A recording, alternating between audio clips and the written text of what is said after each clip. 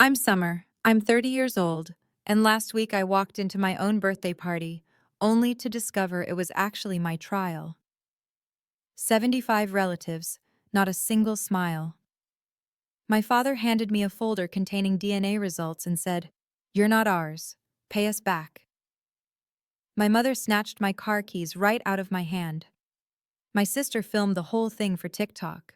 I stood there, surrounded by 75 people I once called family, and not one of them said a word in my defense.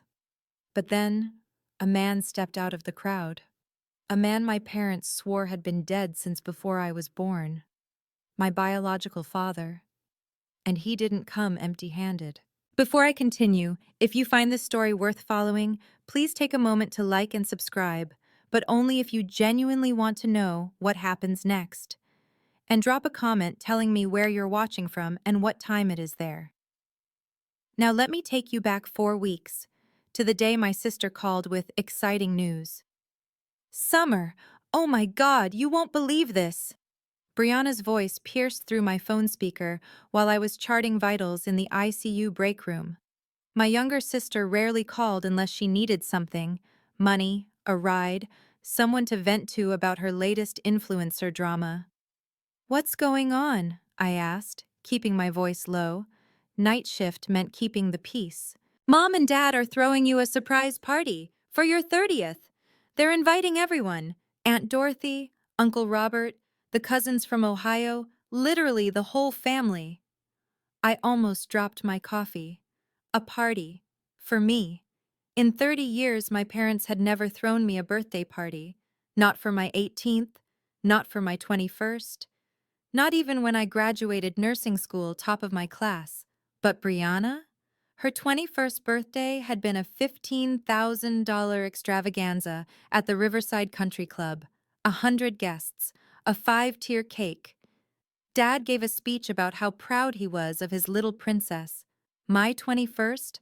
A quiet dinner at home. Mom made meatloaf. Afterward, she patted my shoulder and said, "Money's tight this year, sweetheart. You understand." I understood. I always understood. "Bree, are you sure?" I asked carefully. "Mom and Dad don't really do parties for me." "I know, right? That's what makes it so special. They said turning 30 is a big deal. They want to do something nice." She paused. "You have to act surprised, okay? I totally wasn't supposed to tell you." "I'll act surprised," I promised. After we hung up, I sat in that break room staring at my lukewarm coffee. Maybe things were changing. Maybe after 30 years they finally saw me. I thought that party might finally prove I mattered to them. I had no idea it would prove the exact opposite. The week before the party, I did what I always do. I ran the numbers. 7 years as an ICU nurse. 7 years of 12-hour shifts, code blues, and holding strangers' hands while they took their last breaths. And every single month for those 7 years, I sent $500 home to help my parents. $42,000 total. I never asked for it back. I never even mentioned it. That's what family does, right? You help when you can. Meanwhile, Brianna, with her 50,000 Instagram followers and 0 paying jobs, still lived in our parents' basement. She'd never contributed a dime. Last month, she asked Dad for $8,000 to invest in her content creation business. He wrote the check without blinking. When my car broke down 3 years ago, I asked if I could borrow $2,000 for a down payment on a used Honda. Dad looked at me like I'd asked for a kidney. "You're a strong, independent woman, Summer. You can figure it out." So I figured it out. Took out a loan, worked extra shifts, paid it off myself. Mom's voice echoed in my head. "Brianna's still finding herself. She needs support. You don't need anything from us. You're the capable one." The capable one. Translation: the one they could ignore. That night, while prepping for the party, I caught myself wondering something I'd buried for years. I'd never actually seen my birth certificate. The original one. Mom said it was lost in some flood back in 2005. Funny thing though, I checked the county records once, out of curiosity. There was no major flood in our area in 2005, but I pushed that thought aside. Why would my parents lie about something like that? The stakes couldn't have been higher. 3 days before the party, I got the email I'd been waiting 5 years to receive. I was being considered for the charge nurse position.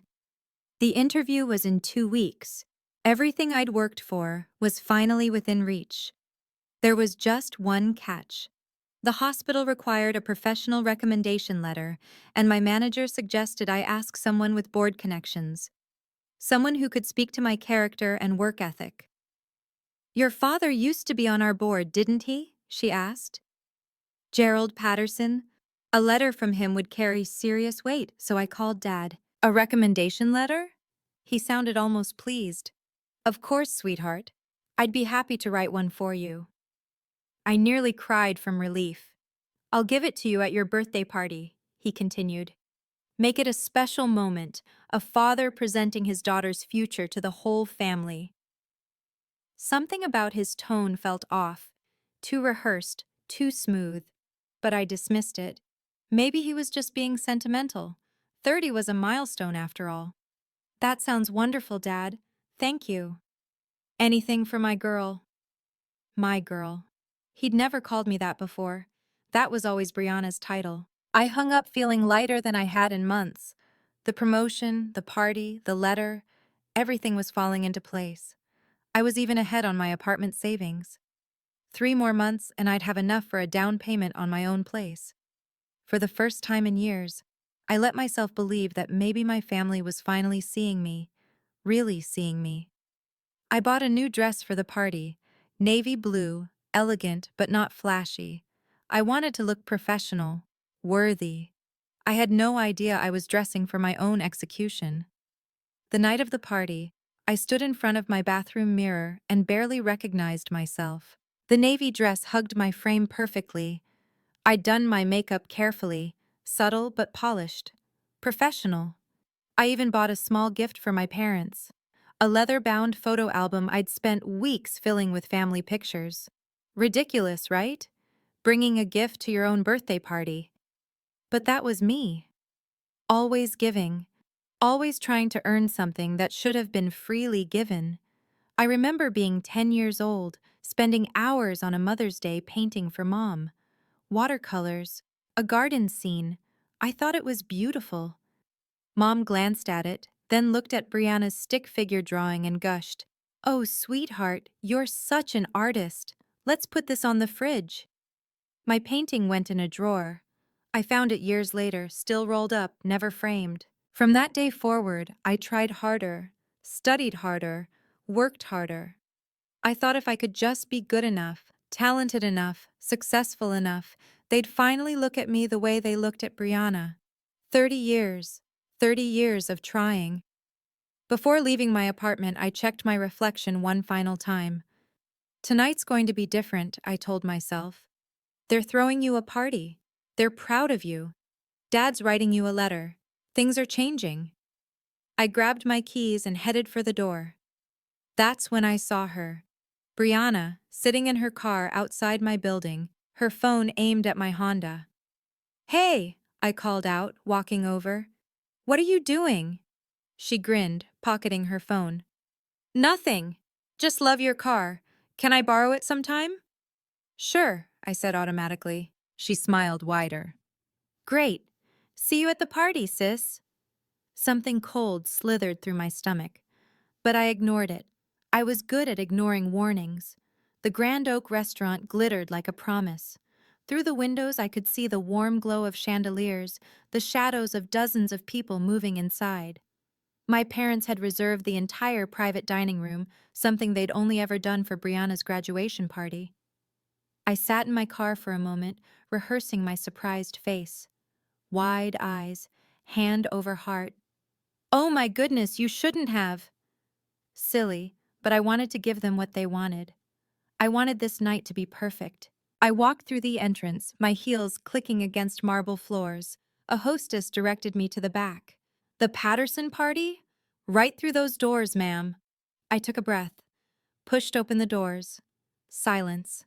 No streamers, no balloons, no chorus of surprise, just 75 faces turning toward me in unison. Nobody was smiling. I scanned the room, my rehearsed expression frozen on my face. There was Uncle Robert, arms crossed, jaw tight. Aunt Dorothy clutching her purse like a shield, eyes darting away from mine. Cousins, second cousins, people I hadn't seen since childhood, all watching me with something between pity and judgment. No cake, no decorations, just a long table at the center of the room, and on that table a single red folder. My parents stood behind it like prosecutors at a bench. Dad held a microphone. Summer. His voice echoed through the speakers, cold and formal. Sit down. We need to talk. My legs moved on autopilot. I lowered myself into a chair that had been positioned facing the table, facing them, like a defendant in a courtroom. That's when I noticed the woman in the corner with a camera, not a party photographer, a videographer. They were recording this. Dad? My voice came out smaller than I intended. What's going on? He didn't answer. He just opened the red folder. Summer, do you know why we invited 75 people here tonight? Dad's voice was ice. My birthday? The words sounded pathetic even to my own ears. No. He shook his head slowly. To serve as witnesses. The room shifted. Chairs creaked. Someone coughed. Witnesses to what? Dad pulled a document from the red folder. His hand was steady, practiced, like he'd rehearsed this moment. This is a DNA test. He held it up for everyone to see. Your mother and I submitted samples 3 months ago. The results came back conclusive. My heart stopped. You are not our biological daughter. The room erupted in whispers. I heard gasps, murmurs, someone saying, I knew it. I always knew something was off. What? I gripped the armrest of my chair. That's impossible. You're not ours, Summer. Mom stepped forward, her face twisted into something ugly. You never were. We took you in. We raised you. We gave you everything. And how did you repay us? Dad's voice rose. By slandering us to your friends. By acting like we were never good enough for you. I never. We have witnesses. Dad cut me off, gesturing to the crowd. People who've heard you complain about us, about how unfairly you were treated, about how Brianna got everything and you got nothing. My mind reeled. Yes, I'd vented to friends. Who doesn't? But I'd never slandered them. I'd never said anything that wasn't true. Dad slid another paper from the folder. A spreadsheet, numbers, dates. This is an itemized list of everything we spent raising you. Food, clothing, education, housing. He paused for effect. $500,000. The number hung in the air like a guillotine. And we want it back. Before I could respond, Mom lunged. Her fingers closed around my wrist, prying my car keys from my hand before I even registered what was happening. This car. She held up the keys like evidence. You bought it with money from a job you only got because of your father's connections. Technically, it belongs to us. I paid for that car myself. My voice cracked. Every payment, every cent. I have the loan documents. Your salary comes from the hospital where Gerald was a board member. She smiled, but it didn't reach her eyes. Without him, you'd be nothing. You owe us everything you have. I looked around desperately. 75 relatives, people I'd shared Christmas dinners with, people who'd bounced me on their knees when I was a baby, people who'd told me they loved me. Not one of them moved. Uncle Robert actually nodded. She's got a point, Summer. Your father opened a lot of doors for you. That's not how this works. Smile for the camera, sis. Brianna appeared at my side, her phone inches from my face, the red recording light blinking. This is amazing content, she whispered gleefully. My followers are going to lose their minds. Family drama, DNA reveals. This is gold. Brianna, stop. Shh. Keep talking. The comments are going crazy. I looked at the screen. She was live streaming. Thousands of viewers. Comments scrolling faster than I could read. OMG, this is insane. That poor girl, the parents are psycho fake. Has to be fake. But it wasn't fake. This was my life. Being dissected, being broadcast, being destroyed. And I was trapped in a chair, surrounded by people who were supposed to love me, while my own sister turned my humiliation into content. That's when something inside me shifted. In the chaos, I noticed something strange.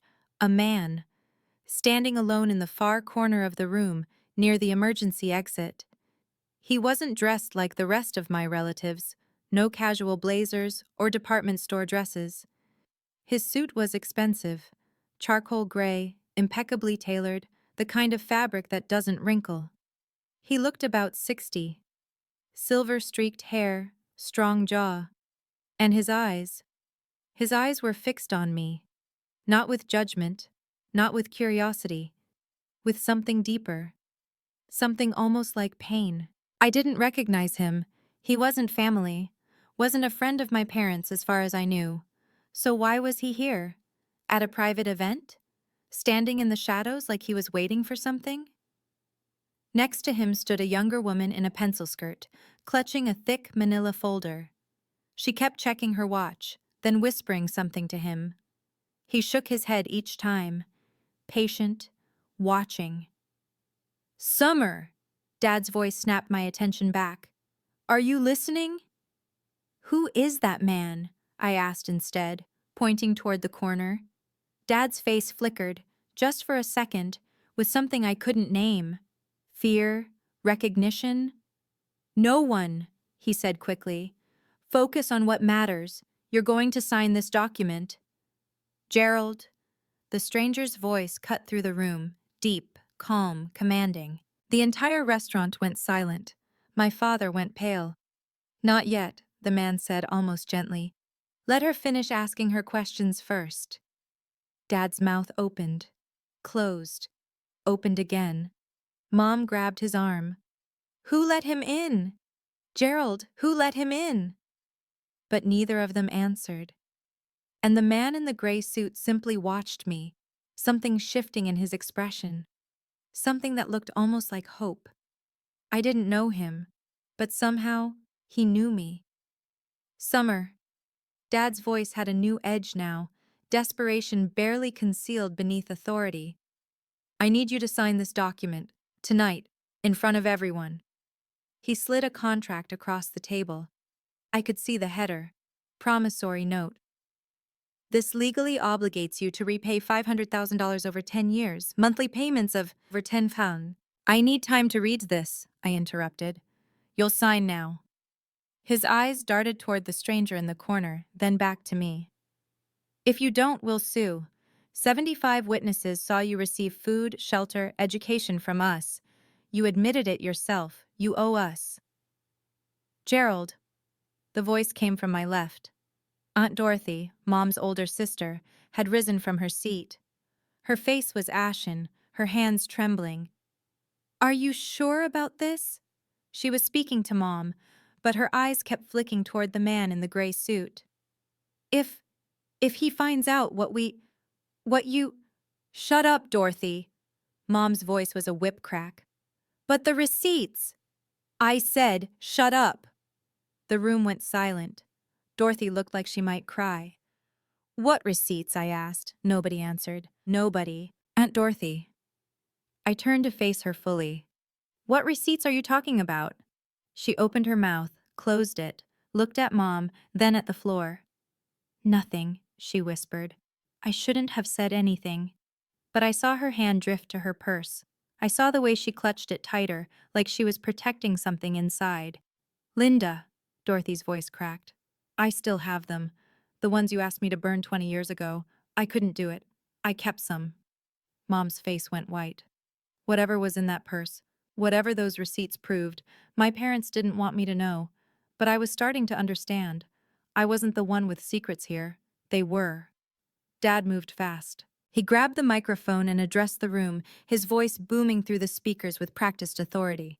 "Family, friends, I want everyone to witness this moment." He paused for effect, scanning the crowd. "Tonight, Summer Patterson, the woman we raised as our own daughter, will acknowledge her debt to this family." Uncle Robert started clapping. A few others joined in, uncertain but obedient. 30 years ago, Linda and I opened our home to a child no one wanted. We sacrificed, we struggled, we gave her everything, and this is how she repays us? With ingratitude? With complaints? More nodding now.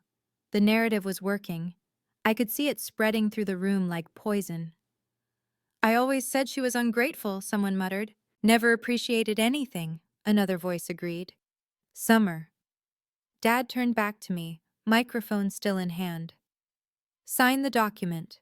Apologize to your family. And maybe, we can still have a relationship." Brianna shoved her phone closer. "Say something, Summer. My viewers want to hear you grovel." I looked at the contract. $500,000. Payments until I was 40. My entire future signed away to people who were publicly dismembering me. "And if I don't sign?" My voice was steadier than I expected. Dad's expression hardened. "Then I contact your hospital tomorrow. I tell them their charge nurse candidate is a fraud, a liar, a woman who refuses to honor her debts." He smiled coldly. "I was on their board for 15 years, Summer.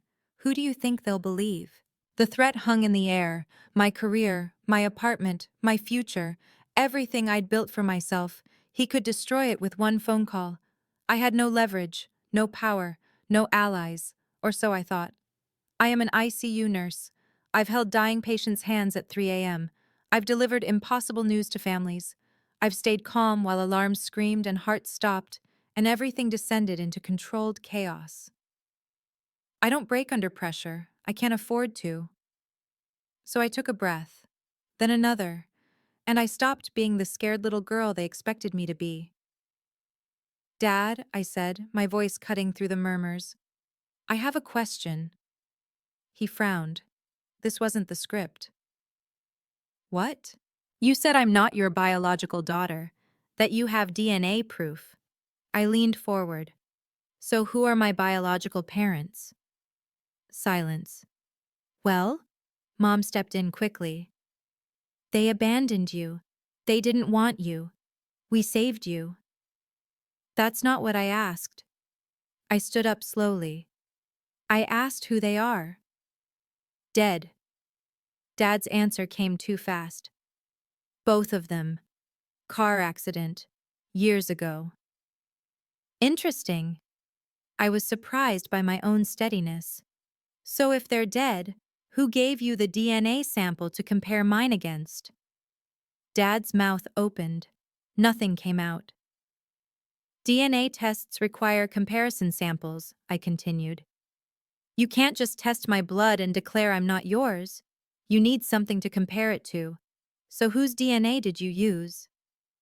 The crowd shifted.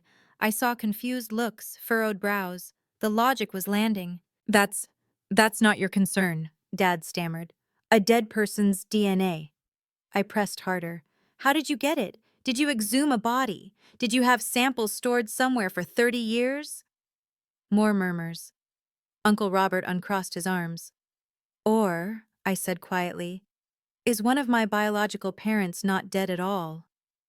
In the corner, the man in the gray suit took a step forward, and for the first time, my father looked truly afraid. "Oh my God, guys, this is getting so good!" Brianna's voice shattered the tension. She was still live streaming, narrating for her audience like this was some reality TV show. "So basically, my parents found out 3 months ago that Summer isn't really their kid. Someone contacted Dad about it. I think it was a lawyer or something, and they've been planning this whole reveal ever since." "Brianna!" Mom's screech echoed through the room. "Turn that off now!" But the damage was done. I turned to face my sister. 3 months ago, someone contacted Dad? Brianna's eyes went wide, finally realizing she'd made a mistake. I wasn't supposed to. Who contacted him, Brianna?" I stepped toward her. "If my biological parents are dead, who reached out 3 months ago?" She backed away, phone still recording. "I don't know. I just saw an email on Dad's computer." Some law firm. Something about end of agreement and mandatory disclosure. Brianna, I swear to God. Dad lunged for her phone, but I was faster. End of agreement? I blocked his path. What agreement? What mandatory disclosure? The crowd was riveted now. Comments flooded Brianna's stream, thousands watching, thousands witnessing. There's no agreement, Mom shrieked. She's making things up. Brianna, tell them you're lying. But Brianna's face told me everything I needed to know. She wasn't lying. Someone had contacted my parents 3 months ago. Someone with lawyers. Someone forcing them to disclose something they'd kept hidden for 30 years. I turned toward the corner. The man in the gray suit had moved closer, 10 feet away now. His eyes were wet. And when I looked at him, really looked, I saw something I should have recognized immediately. My eyes. He had my eyes. You're not dead, I whispered. He shook his head slowly, tears streaming down his face. No, sweetheart, I'm not. Okay, I need to pause here for just a moment.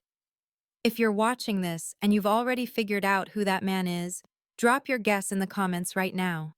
And if you've ever been through something like this yourself, betrayed by the people who were supposed to love you unconditionally, I want to hear how you survived it.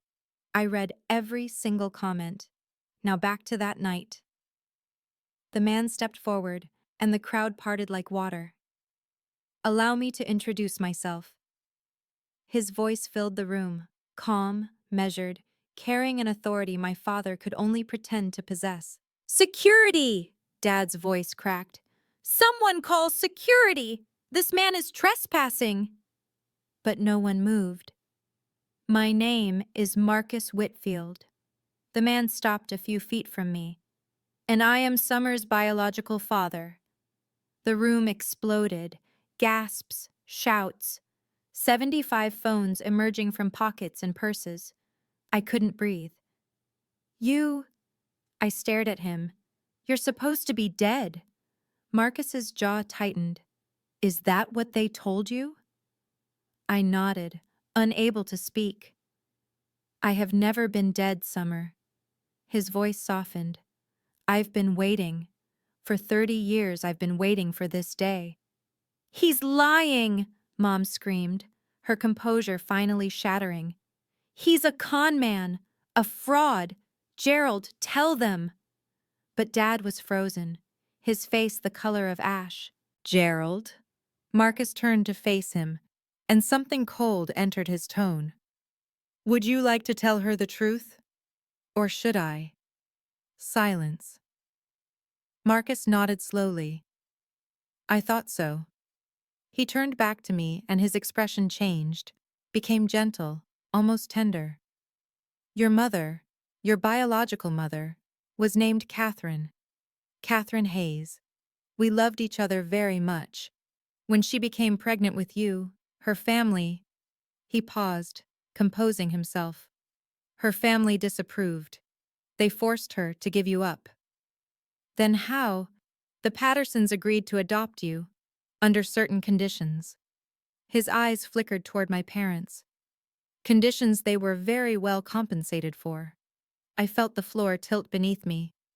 What conditions? Marcus reached into his jacket and withdrew a photograph, old, slightly faded. A young woman with my face, my eyes, my smile. This was your mother, he said softly, and she loved you more than anything in this world. The woman in the pencil skirt, Marcus's assistant, stepped forward and handed him a thick manila folder. Gerald, Marcus said, his voice dangerously calm. You just demanded that Summer repay $500,000 for the cost of raising her. That's right. Dad's voice was weak, defensive. Every penny we spent. Interesting. Marcus opened the folder. Because, according to my records, you've already been paid. He pulled out a stack of papers and held them up for the room to see. Bank statements, transaction records, dozens of them. $1,500 every month for 28 years. Marcus's voice carried to every corner of the room. starting in 1996, ending just last year. That's over $500,000, Gerald. 504,000 to be precise. The crowd stirred. Confusion rippled through the relatives. What is that? Uncle Robert demanded. These are wire transfer records. Marcus handed a stack to the nearest table. Feel free to examine them. Every single payment is documented. Dates, amounts, account numbers. He paused. And Linda's signature confirming receipt. Mom let out a strangled sound. You? I turned to face my adoptive mother. You received money for 28 years? She wouldn't meet my eyes. Answer me! It was compensation, she finally screamed, for taking you in, for raising someone else's unwanted. Unwanted? Marcus's voice cut like a blade. I begged to keep her. I begged to raise her myself, but your family demanded I wait until she turned 30. They demanded I stay away. His voice cracked. And I agreed, because I thought you would love her. I thought you would give her a good life. He looked at me, tears streaming openly now. I'm sorry, Summer. I'm so sorry I wasn't there. Marcus reached into his jacket one more time. This time he pulled out an envelope. Old, yellowed with age, the edges soft from years of handling. Your mother, Catherine, passed away when you were 5 years old. His voice trembled. Cancer. She fought it for 2 years, but in the end, he couldn't finish. I felt tears sliding down my own cheeks. Before she died, she wrote you a letter. She gave it to me and asked me to keep it safe until you were old enough to understand. He held out the envelope with both hands, like an offering. I took it. My fingers were shaking so badly I could barely open it. Inside was a single sheet of paper, covered in elegant handwriting that was somehow familiar, like a song I'd heard in a dream. My dearest Summer, if you're reading this, I'm no longer with you. I'm sorry, baby girl. I'm so sorry I couldn't stay. I want you to know that you were never unwanted. You were never a mistake. From the moment I knew you existed, you were the greatest gift of my life. Your father, Marcus, is a good man, the best man I've ever known. I was too young and too scared to fight for us, and that's my biggest regret. Please don't blame him for being absent. He wanted you. He always wanted you. Live your life with courage, my darling. Be kind, be strong, and know that wherever I am, I'm watching over you. I love you. I will always love you. Mom. I couldn't see through the tears. The letter blurred, then disappeared as I pressed it against my chest. 75 people watched in absolute silence, and for the first time that night, I didn't feel alone. I felt found. I need to say something. Aunt Dorothy's voice cut through the silence. She stood up, clutching her purse against her chest like armor. Dorothy, sit down. Mom's voice was venomous. No! Dorothy shook her head, tears streaming. I've kept your secrets for 30 years, Linda. I can't do it anymore. She opened her purse and pulled out a small stack of papers, wrinkled, faded, some spotted with age. These are bank receipts. Her hands trembled as she held them up. Every month, Linda asked me to pick up the wire transfers in cash. She told me it was from a life insurance policy. Dorothy laughed bitterly. I believed her. For years I believed her. Dorothy, I swear to God, I found out the truth 5 years ago. Dorothy's voice strengthened. I saw Marcus's name on one of the transfers. I confronted Linda. She told me if I said anything, she'd tell everyone about, she faltered, about my own mistakes. She blackmailed me into silence. I looked at my adoptive mother, really looked at her, and saw someone I'd never recognized before. You knew, I said slowly. All this time, you knew I had a father who wanted me, who was paying to make sure I was cared for, and you let me believe I was unwanted. Mom's face twisted. We raised you. We fed you. We gave you a roof over your head. With his money, I gestured toward Marcus. You raised me with his money, and you still treated me like I was less than nothing. I stood, finally steady on my feet. You didn't want $500,000 from me tonight. My voice was cold, clear. You wanted to get rid of me before he could tell me the truth. Before I found out what you really were. Mom had no answer. Because there was none. Dad made one last desperate attempt. Summer, listen to me. His voice had changed, softer now, almost pleading. We're still your family. We raised you. We love you. This was just a misunderstanding. A misunderstanding? I almost laughed. You staged a public humiliation. You demanded $500,000. You threatened my career. You had Brianna livestream my destruction to thousands of people. I shook my head. That's not a misunderstanding. That's a betrayal. But we're still your parents. No. The word came out calm, final. You're not. You're the people who took money to raise me, then treated me like a burden. You're the people who lied to me for 30 years. You're the people who weaponized my own birthday to destroy me.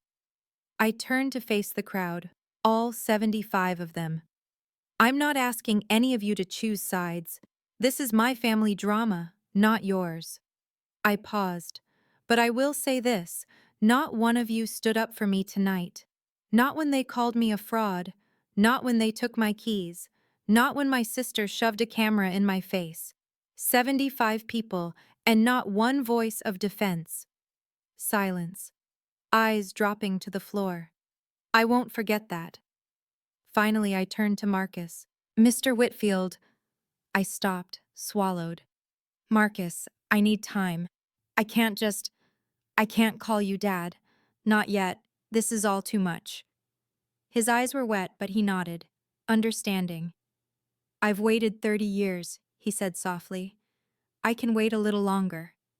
I walked toward the door. Mom tried to block my path. You can't just leave. We're not finished. Yes. I looked her in the eye. We are. I stepped around her and walked out of that restaurant. And I never looked back. I wasn't there for what happened after I left. But Dorothy told me everything later, and Brianna's live stream, which she apparently forgot to turn off, captured every painful second. The moment the door closed behind me, the room erupted. Gerald turned on Linda. You knew? You knew there was money this whole time and you never told me? I was protecting us, Linda screamed back. Protecting this family. By lying to me for 28 years? You never asked questions, you just spent what I gave you. The relatives scattered like roaches when the lights come on. Uncle Robert tried to calm Gerald down and got shoved for his trouble. Aunt Dorothy quietly gathered her things and slipped out a side door. And Brianna? Brianna stood frozen, watching her follower count drop in real time. Within 24 hours, her live stream had been clipped, shared, and viewed over 2 million times. But not the way she wanted. Toxic family exposes themselves on live stream. Worst parents ever caught on camera. Girl documents her own family's downfall, lol. The comments were merciless. Brands she'd been negotiating with pulled out. Her authentic family content suddenly looked very different in context. As for Marcus, he left the restaurant quietly, without confrontation. He didn't need revenge. He'd come with truth, and truth had done its work. That night, sitting alone in my apartment, I read Catherine's letter 17 times. I traced her handwriting with my fingertips. I looked at the photograph Marcus had given me. My mother at 22, laughing at something off camera, her eyes exactly like mine. I cried until I couldn't breathe. But somewhere beneath the grief, beneath the shock and the betrayal, I felt something I hadn't felt in years. Hope. The kind of hope that comes from finally knowing who you really are. 3 days later, I was called into the hospital director's office. I walked in expecting the worst. Gerald had promised to destroy my career. He had connections, influence. 15 years on the board. Dr. Rebecca Chen sat behind her desk, her expression unreadable. Please sit down. I sat, waited. Summer, I'm going to be direct. She folded her hands. I received an email from your father, from Gerald Patterson, demanding that we terminate your employment. My stomach dropped. He claims you're unfit for the charge nurse position, that you have character issues. She paused. He also attached a video, said it would show your true nature. I closed my eyes. The live stream. Of course. I watched it. Dr. Chen, I can explain. Summer. Her voice was gentle. I watched you stand in front of 75 people who were actively trying to destroy you. I watched you keep your composure, ask intelligent questions, and walk out with your dignity intact. I opened my eyes. I also received a phone call. She leaned back. From Marcus Whitfield. Do you know who he is? My biological father. He owns 4 hospitals in the Northeast. She smiled slightly. He called to tell me explicitly that he would not be interfering in any employment decisions regarding you. He said, and I quote, "Summer deserves to succeed on her own merits, not because of who her father is." I couldn't speak. The charge nurse position is yours, Summer. You earned it. Dr. Chen stood and extended her hand. Congratulations. I shook her hand, barely processing. One more thing. She smiled. Gerald Patterson's email didn't hurt your case, but it certainly hurt his reputation. The board has formally removed his name from our benefactor wall. Small victories. But that one felt pretty good. 2 weeks after the party, Dorothy called with updates. Gerald and Linda had filed for divorce. Not because of me, or not entirely because of me. The night of the party, Gerald had gone through Linda's personal files. He found more than just the wire transfers from Marcus. Apparently, she'd been hiding money for years, accounts he never knew about, purchases she'd concealed, a secret credit card with a $40,000 balance. Turns out your adoptive mother, had been planning her escape for a decade, Dorothy told me. Gerald just gave her the excuse she needed to leave. The irony wasn't lost on me. They'd staged a public trial to expose my betrayal. Instead, they'd exposed their own. Brianna lost over 20,000 followers in the first week. The comments that followed her everywhere were brutal. Aren't you the girl who live-streamed her sister's trauma for clout? Imagine exploiting your own family for views. Couldn't pay me to follow this garbage human.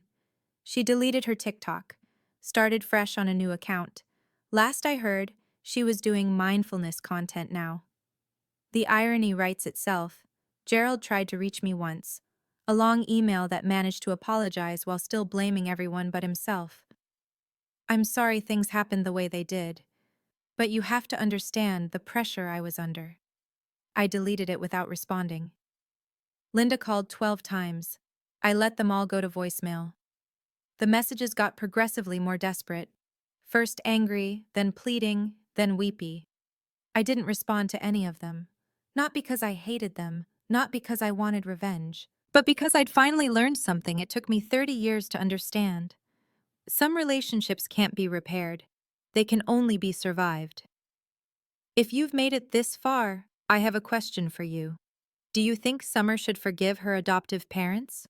Comment A if you think yes, B if you think no, and C if you think it depends on what happens next. And if you haven't subscribed yet, now's the time, because what I learned in the months that followed changed everything. Let me finish the story. 1 month after the party, I met Marcus for the second time. Not at his corporate office, not at some fancy restaurant designed to impress. At a coffee shop called the Bean Counter, a tiny place with mismatched furniture and mediocre espresso.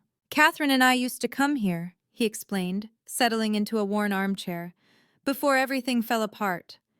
We'd sit in this exact corner and talk for hours about our future. I looked around at the peeling wallpaper, the crooked picture frames.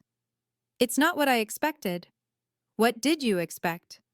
I don't know, something bigger. Marcus smiled, a sad smile that made him look younger somehow. Money doesn't fix everything, Summer. I learned that the hard way. He stirred his coffee slowly. I could have fought harder for you. I could have hired better lawyers, pressured Catherine's family, used my resources to force the issue. Why didn't you? Because Catherine asked me not to. He looked at me, and I saw 30 years of regret in his eyes. She was dying, and she was scared. Scared that if I pushed too hard, her family would take you somewhere I'd never find you. She made me promise to wait, to trust that the Pattersons would do right by you. They didn't. No, his voice cracked. They didn't. And I will never forgive myself for not seeing that sooner. We sat in silence for a while. I don't know how to do this, I finally admitted. I don't know how to have a father. Marcus reached across the table and gently took my hand. Neither do I, really. He smiled through tears. But I'd like to try, if you'll let me. I didn't pull away.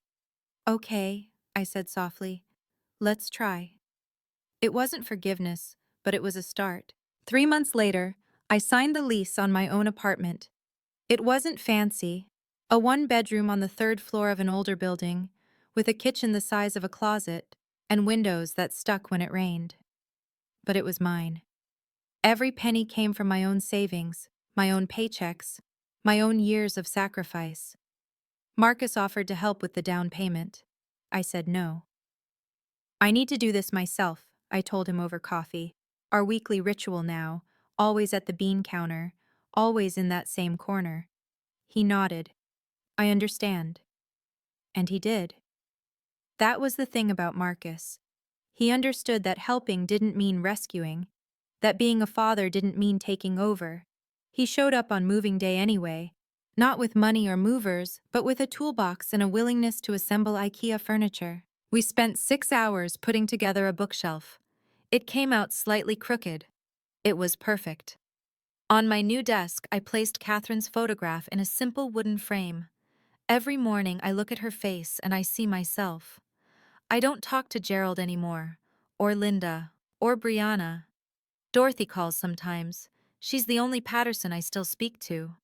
She sends me recipes, asks about work, never mentions the party. I think she feels guilty. I think she's trying to make amends in her own small way. I let her. Marcus and I see each other every Sunday now. Sometimes we talk for hours. Sometimes we just sit in comfortable silence.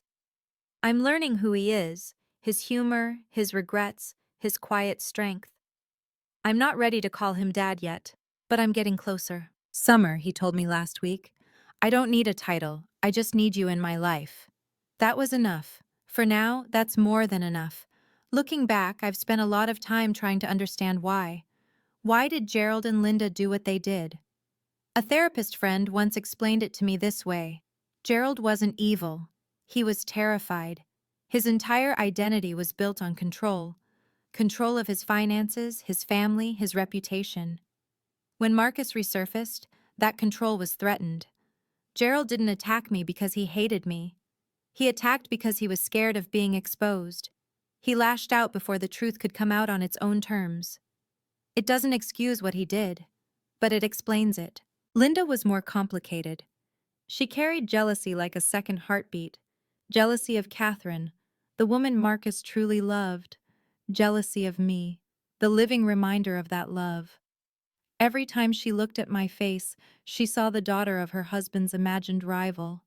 She never bonded with me because she never let herself. And when the opportunity came to get rid of me while keeping the moral high ground, she took it. Again, not an excuse, an explanation. And me? What was my role in all of this? Here's the hard truth. I made it easy for them. 30 years of people-pleasing. 30 years of swallowing my needs to keep the peace. 30 years of telling myself that if I just tried harder, loved harder, gave more, they would finally see my worth. They never did. Because people who use you don't want you to have worth. Your unworthiness is what makes them feel powerful. I was so busy trying to earn their love that I never stopped to ask if they were capable of giving it. Here's what I want you to take from my story, if anything. Your value isn't determined by how others treat you. If someone consistently makes you feel like you're not enough, not good enough, not grateful enough, not worthy enough, that's information. Listen to it. Setting boundaries isn't revenge, it's self respect. And sometimes the family you're born into isn't the family you're meant to keep. I'm 30 years old now. I have a job I love, an apartment that's mine, a biological father who's learning how to be present, and a future I'm writing myself, one day at a time. The Pattersons wanted to destroy me. Instead, they set me free. And honestly, that might be the only gift they ever truly gave me. Thank you for staying with me until the end. If this story made you think about your own relationships, the ones that lift you up and the ones that hold you down, I hope you'll share it with someone who might need to hear it. Subscribe if you want more stories like this. And check the description for other videos I think you'll connect with. Take care of yourselves. And remember, you deserve people who choose you.